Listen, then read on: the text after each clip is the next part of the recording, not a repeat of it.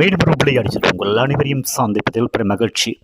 இந்திய அணியை பொறுத்தவரையில் சிம்பாப்வேக்கு சுற்றுப்பயணம் மேற்கொண்டு 20 போட்டிகள் கொண்ட தொடரில் விளையாண்டு வருகிறது.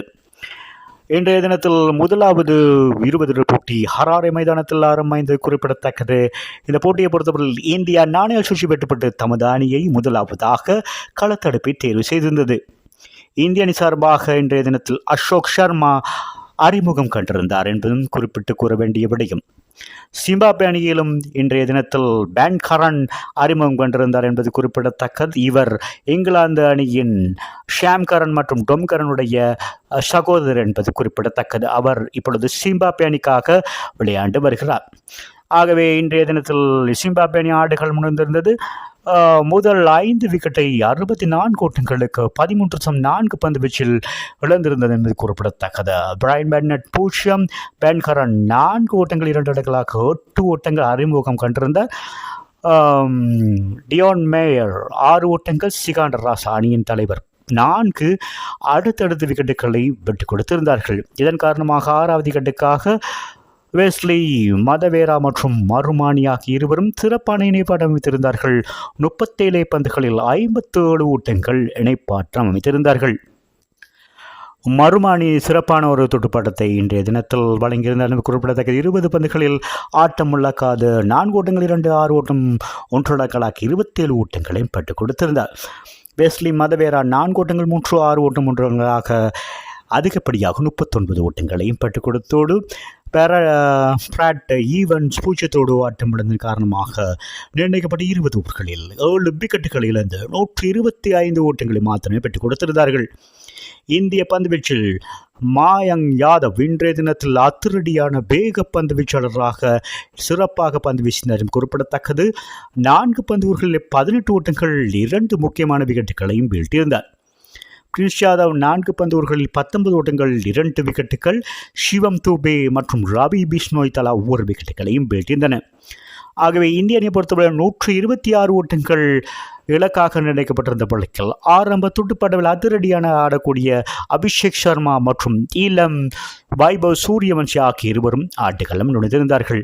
முதல் 2 பந்துகளில் 22 ஓட்டங்களை பெற்றுக் கொடுத்திருந்தார்கள் என்பது குறிப்பிடத்தக்கது. இதில் சூரியவன்ஷி 8 பந்துகளில் 20 ஓட்டங்களை பெற்றுக் கொடுத்திருக்கின்ற வேளையிலே அதிரடியாக ஆடக்கூடிய அபிஷேக் சர்மா 1 ஓட்டத்தோடும் ஆட்டம் இழந்து வெளியேறினார். சூரியவன்ஷி மீண்டும் அதிரடியான துடுப்பாட்டத்தை முதலாவது அரைச்சத்தை தன்னுடைய 20 போட்டிகளில் பெற்றுக் கொடுத்தார் என்பது குறிப்பிடத்தக்கது. 19 பந்துகளில் 4 ஓட்டங்கள் 4, 6 ஓட்டங்கள் 4 இடங்களாக 50 ஓட்டங்களை பெற்றுக் கொடுத்தார் என்பது குறிப்பிடத்தக்கது. இளம் வயதில் அரைச்சதம் பெற்றுக் கொடுத்த ஒரு வீரராகவும் உலக சாதனை படைத்திருந்தார் என்பது குறிப்பிடத்தக்கது. இவர் இந்த அரைச்சதத்தை பெறும்போது 15 வயது 118 நாட்கள் கடந்திருக்கிறது என்பது குறிப்பிடத்தக்கது. இது உலக சாதனையாக கருதப்படுகிறது. இதற்கு முன்னதாக 16 வயது 213 நாட்கள் அடங்கலாக சச்சின் டெண்டுல்கர் பாகிஸ்தானுக்கு எதிராக பைசலாபாத்தில் 1989ஆம் ஆண்டு டெஸ்ட் போட்டியில் அரைச்சதம் பெற்றுக் கொடுத்ததே சாதனையாக இருந்தது. அந்த சாதனை இன்றைய தினத்தில் முறியடித்திருந்தார். அதற்கு பின்னதாக அவருடைய தொடர்ந்து ஷாயிட் அப்ரிடி 16 வயது 214 நாட்களிலே பாகிஸ்தான் அணிக்கு சார்பாக இங்கு இலங்கைக்கு எதிராக பெற்றுக் கொடுத்த அரைசதமே 3ஆவதாக இருக்கிறது என்பது குறிப்பிடத்தக்கது. சூரியவன்ஷி ஆட்டம் இழக்கும் போது 6.2 பந்து வீச்சில் 68 ஓட்டங்களுக்கு 2 விக்கெட்டுகளை இழந்திருந்தது. இஷான் கிஷான் மற்றும் சூரியவன்ஷிக்கு இடையிலான இணைப்பாட்டம் 2வது விக்கெட்டுக்காக 21 பந்துகளில் 45 ஓட்டங்கள் அதிரடியாக பெறப்பட்ட நிலையில் அவர் ஆட்டம் இழந்திருந்தார்.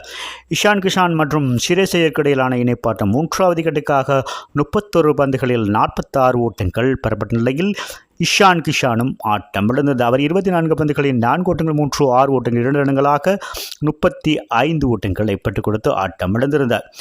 இறுதி நேரத்தில் ஷிரேஷ் ஐயர் அணியின் தலைவர் 24 பந்துகள் 4 ஓட்டங்கள் 3 இடங்களாக ஆட்டம் இழக்காது 28 ஓட்டங்களை பெற்றுக் கொடுக்க மறுமுனைகள் டிலக் வர்மா 6 ஓட்டங்களோடு ஆட்டம் இழக்காதிருந்த வழக்கில் 13.2 பந்து வீச்சில் 126 ஓட்டங்களுக்கு 3 விக்கெட்டுகளை மாத்திரம் இழந்து 7 விக்கெட்டுகள் மற்றும் 40 பந்துகள் மீதம் இருக்கின்ற வழக்கில் இந்திய இளம் அணி இந்த 20 போட்டிகளிலே முதலாவது வெற்றியை பதிவு செய்து 1-0 என்ற அடிப்படையில் தொடரில் முன்னிலை வைத்திருக்கிறது.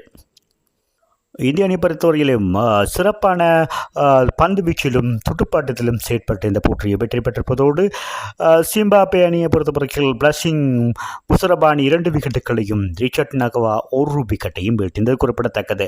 இந்த போட்டியில் 4 பந்துகளில் 18 ஓட்டங்களை விட்டுக்கூடிய 2 முக்கியமான விக்கெட்டை வீழ்த்தியிருந்த மாயங்க் யாதவ் இந்த போட்டியின் ஆட்ட நாயகனாக தெரிவான் என்பது குறிப்பிடத்தக்கது. மீண்டும் ஒரு விளையாடி உங்களை சந்திக்கும் வரை உங்களிடமிருந்து விடைபெறுவது உங்கள் அன்பின் பாதுலை தாஸ். வணக்கம் அன்பு சொந்தங்களே.